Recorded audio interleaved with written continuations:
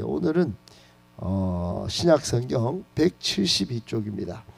172쪽 요한복음 14장 12절부터 21절까지 오늘 우리에게 주시는 말씀으로 받겠습니다. 요한복음 14장 12절부터 21절까지입니다. 저와 여러분이 한 절씩 나누어서 12절부터 21절까지 읽도록 하겠습니다. 내가 진실로 진실로 너희에게 이르노니 나를 믿는 자는 내가 하는 일을 그도 할 것이요 또한 그보다 큰 일도 하리니 이는 내가 아버지께로 감이라. 너희가 내 이름으로 무엇을 구하든지 내가 행하리니 이는 아버지로 하여금 아들로 말미암아 영광을 받으시게 하려 함이라. 내 이름으로 무엇이든지 내게 구하면 내가 행하리라. 너희가 나를 사랑하면 나의 계명을 지키리라. 내가 아버지께 구하겠으니 그가 또 다른 보혜사를 너희에게 주사 영원토록 너희와 함께 있게 하리니 그는 진리의 영이라. 세상은 능히 그를 받지 못하나니 이는 그를 보지도 못하고 알지도 못함이라. 그러나 너희는 그를 아나니 그는 너희와 함께 거하시며 또 너희 속에 계시겠습니다. 내가 너희를 고아와 같이 버려두지 아니하고 너희에게로 오리라. 조금 있으면 세상은 다시 나를 보지 못할 것이로되 너희는 나를 보리니 이는 내가 살아있고 너희도 살아있겠습니다. 그날에는 내가 아버지 안에 너희가 내 안에 내가 너희 안에 있는 것을 너희가 알리라. 나의 계명을 지키는 자라야 나를 사랑하는 자니 나를 사랑하는 자는 내 아버지께 사랑을 받을 것이요 나도 그를 사랑하여 그에게 나를 나타내리라. 아멘.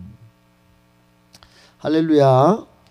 하나님께서 여러분을 항상 사랑하시고 돌보시고 또 은혜와 축복 풍성히 내려주시기를 예수님의 이름으로 축복합니다.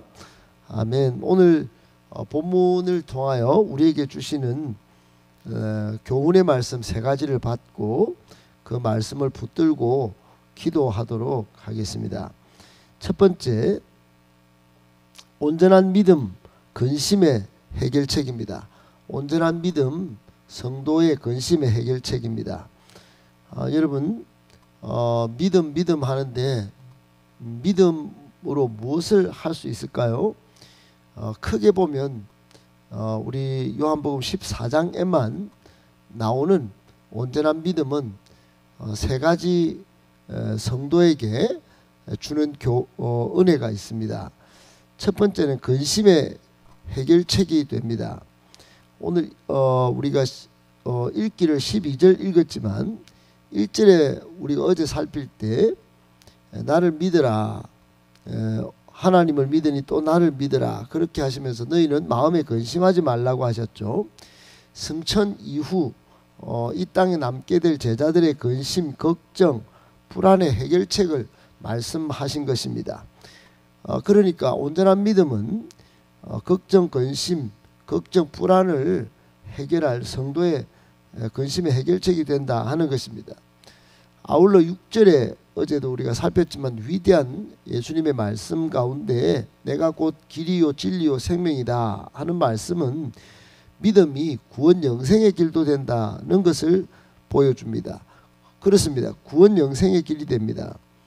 여러분 요한복음 3장 16절은 또 위대한 구절인데 하나님이 세상을 이처럼 사랑하사 독생자를 주셨으니 이는 그를 믿는 자마다 멸망하지 않습니다. 영생을 얻게 하신다고 말씀합니다. 그러니까 예수님이 길이 된다는 것은 죄와 사망의 세력을 파하는 능력이 있다는 것이고 그것을 통하여 영생의 길을 내셨다는 뜻이 됩니다. 온전한 믿음은 우리 성도의 구원 영생의 길이 됩니다. 성도에게 근심의 해결책도 되고 구원 영생의 길도 됨과 동시에 오늘 본문에는 온전한 믿음이 위대한 사역의 비결도 됩니다. 여러분 12절에 보십시오. 12절에 예수님께서 진실로를 두 번이나 쓰시면서 강조어법으로 너희에게 이르는데 나를 믿는 자는 내가 하는 일 예수님께서 지금 하고 계신 일 그것도 할 뿐만 아니라 또 그보다 더 큰 일도 하리니 그랬습니다. 여러분 이것은 위대한 사역의 특권입니다. 예수님을 믿는 온전한 믿음이 예수님이 하는 일뿐만 아니라 예수님이 하신 일보다 더 큰 일을 하시겠다고 위대한 특권을 약속하신 것입니다. 이렇게 하면 기도하고 실행할 때 반드시 이런 놀라운 일을 보게 될 것이다. 이런 말이 되지요. 여러분 예수님께서 지금까지 하신 일은 우리가 복음서를 읽어보면 다 알 수 있습니다. 그런데 그보다 더 큰 일은 매우 궁금합니다. 그러려면 사도행전을 펼쳐보시면 됩니다. 사도행전에 예수님의 제자들이 어떤 일을 벌였을까요? 사도행전 3장에 보면 40여 세 되는 정말 선천성 장애인 못 걷던 사람을 걷게 하십니다. 베드로가 일어나 걸어라 했을 때 이 사람이 일어나 걸었습니다. 어떻게 걸을 수 있었을까요? 수술 도구도 없는데 예수 이름의 능력 그것으로 온전한 믿음을 보였을 때 나타난 결과입니다. 사도행전 9장에 보면 죽은 도르가를 소생시킵니다. 예수님께서 나사로를 살린 것도 우리가 일견 이해가 되지만 제자들이 사람을 살렸다. 여러분 사도행전 9장에 분명히 볼 수 있습니다. 그것뿐만이 아닙니다. 사도행전 19장 12절에 보면 바울이 앞치마나 손수건 바울이 쓰던 손수건만 가져서 병자에게 얹은 적 병이 치유됩니다. 그 앞치마를 흔들어도 악귀가 떠나갑니다. 여러분 이런 위대한 일들을 초대교회 성도들은 일으켰습니다. 그 온전한 믿음으로 나타난 역사인 것입니다. 예수님보다 더 큰 일, 전적으로 예수님보다 능가할 수는 없겠지만 불가능한 일보다도 우리가 일반적인 양적인 역사는 그 이후 제자들의 사역과 삶 속에 엄청나게 일어났습니다. 그것은 역사적으로 계속적으로 지금도 일어나고 있는 중입니다. 그러므로 예수님의 말씀은 지금도 성취되고 있는 것이지요. 그렇습니다. 여러분 온전한 믿음이 근심의 해결책도 되고 구원 영생의 길도 되고 위대한 사역의 비결도 됩니다. 그러므로 어떻게 해야 될까요? 여러분 설사 주님의 말씀이 이해가 되지 않는다 하더라도 감정적으로 수용이 불가한 일이 생겨도 절대로 의심해서는 안 됩니다. 또 말씀을 배척해서도 안 됩니다. 주님의 말씀이라면 순종하셔야 합니다. 불순종도 안 됩니다. 그게 세 가지를 안 하는 게 온전한 믿음으로 나아가는 길입니다. 의심하지 말고 배척하지 말고 불순종하지 말아야 합니다. 저는 소망이 있습니다. 우리 교회 전체가 이런 온전한 믿음으로 성장하는 것입니다. 이 온전한 믿음까지 여러분 이게 쉽지가 않습니다. 잘못된 믿음으로 교회만 왔다 갔다 하는 성도가 너무 많기 때문입니다. 그렇게 2000년 기독교 역사 가운데 교회가 잘못된 길로 나아가는 경우가 참 많았습니다. 우리나라의 거의 3분의 1이 이단에 빠졌다는 통계가 있습니다. 그러니까 잘못된 가르침, 성도의 온전한 근심 해결책도 아니고 구원 영생의 길도 아니고 위대한 사역의 비결도 아닌 잘못된 믿음에 빠졌다 하는 것입니다. 이러기 위해서 양육하겠다 해도 양육을 안 받습니다. 그러니까 기존 성도 가운데도 양육에 대해서 비판적이거나 도외시하는 경우가 참 많습니다. 자기가 온전하지 않은 믿음을 가졌음에도 불구하고 그런 선택을 하고 살아도 문제가 안 된다는 것입니다. 온전한 믿음이 아니면 위대한 하나님의 능력을 맛볼 길이 별로 없습니다. 꼭 기억하시고 오늘 첫 번째 우리에게 주시는 교훈의 말씀 온전한 믿음으로 근심도 해결하고 구원 영생의 길도 들어가고 위대한 사역도 일으키는 위대한 하나님의 종들 다 되시기를 예수님의 이름으로 축복합니다. 아멘. 두 번째, 믿고 기도하면 틀림없이 기적이 일어나고 은혜와 축복을 받습니다. 믿고 기도하면 틀림없이 기적이 일어나고 은혜와 축복을 받습니다. 우리가 읽고 있는 지금 14장부터 16장까지는 복음서에 좀 특별하게 나타나는 요한복음만의 특징, 예수님의 고별 설교의 내용입니다. 설교를 무려 3장에 걸쳐서 길게 예수님께서 마지막 이 땅에 계시면서 제자들에게 남긴 설교의 내용입니다. 전부 주옥 같은 내용인데 특별히 오늘날 우리에게도 은혜가 되는 그런 구절이 오늘 13절 14절에 있습니다. 거기는 이렇게 되어 있습니다. 예수님께서 너희가 내 이름으로 무엇을 구하든지 내가 행하겠다. 이는 아버지로 하여금 아들로 영광을 받으시게 하려 합니다. 내 이름으로 무엇이든지 내게 구하면 내가 행하리라 그랬습니다. 엄청난 위로가 되고 엄청난 희망의 말씀입니다. 여러분, 이 본문에서 우리는 세 가지를 발견할 수 있습니다. 기도의 조건 또는 기도 응답의 조건입니다. 여러분, 기도 응답을 받는다는 것은 하나님이 신실하게 살아계시다는 뜻입니다. 하나님은 전능하시다는 뜻이에요. 우리가 60억이 지금 기도를 다 한다고 생각해 보십시오. 60억의 기도를 하나님이 들으신다는 겁니다. 그런 신이 어디 있습니까? 여러분, 그러니까 기도 응답만 받아도 이건 하나님이 전능하신 것이 확실합니다. 그런데 그 기도 응답을 받지 못하는 이유는 첫 번째, 예수님의 이름으로 기도하지 않기 때문입니다. 지금 예수님께서는 내 이름으로 구하라고 말씀합니다. 예수 이름이 별것 아닌 게 아닙니다. 별것입니다. 시작할 때도 기도 끝날 때도 여러분 예수님의 이름으로 기도드립니다. 이렇게 합니다. 반드시 그렇게 하셔야 합니다. 그거는 모양 내기 위해서 하는 게 아닙니다. 예수님의 말씀대로 온전한 믿음으로 기도하기 위해서고 기적을 맛보기 위해서입니다. 무엇으로 구하든지 예수 이름으로 구하면 행하신다고 하시지 않습니까? 그러므로 예수 이름으로 구해야 합니다. 우리가 귀신을 쫓아내고 질병을 치유하기 위하여 기도할 때도 예수 이름으로 기도합니다. 꼭 그렇게 하셔야 합니다. 선포하면서. 두 번째, 믿음으로 기도하셔야 합니다. 여러분, 오늘 말씀 가운데는 믿음이 포함되어 있습니다. 믿지 않고 기도하는 것은 바람에 요동하는 것과 같습니다. 그러니까 야고보서 읽어보면 그런 말씀이 다 나옵니다. 믿음의 기도가 아니면 여러분 그것은 그냥 바람만 일으키는 것입니다. 그리고 기도 응답의 세 번째 조건은 감사함으로 기도하는 것입니다.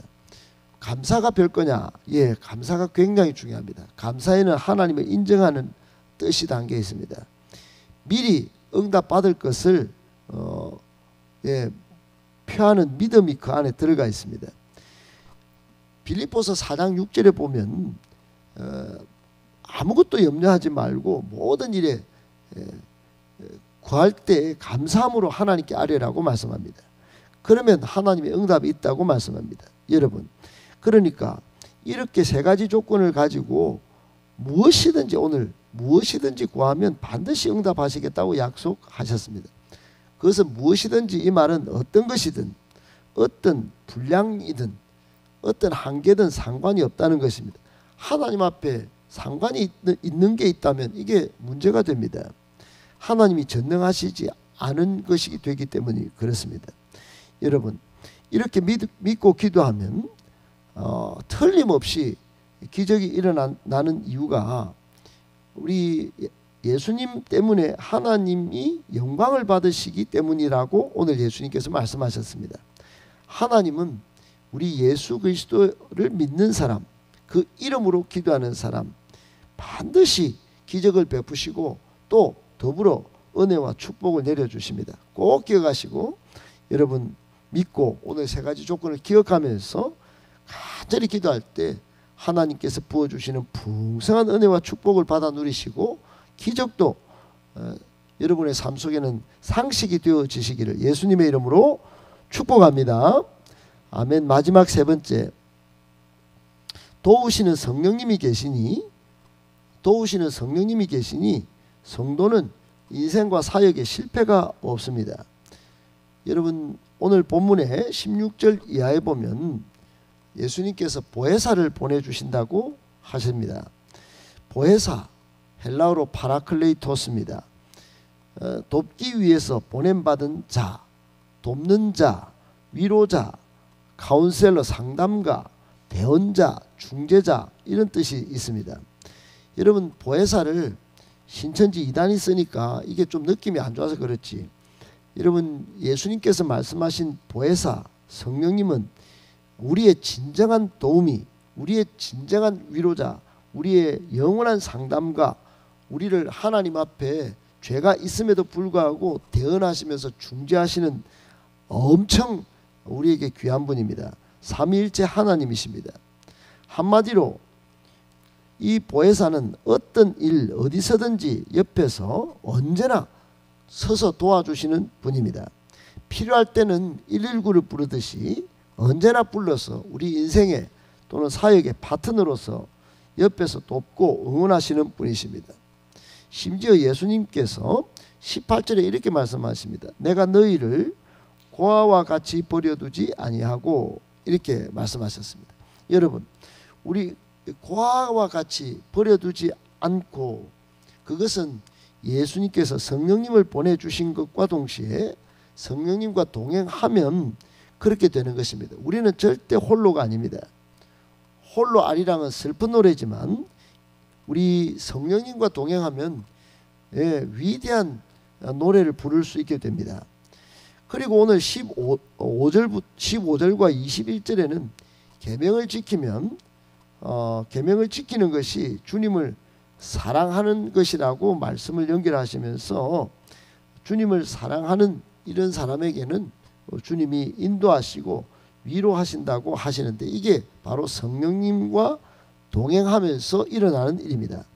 여러분 성령의 인도하심을 받으면 성령님을 신뢰하고 순종하면 계명을 지키게 됩니다.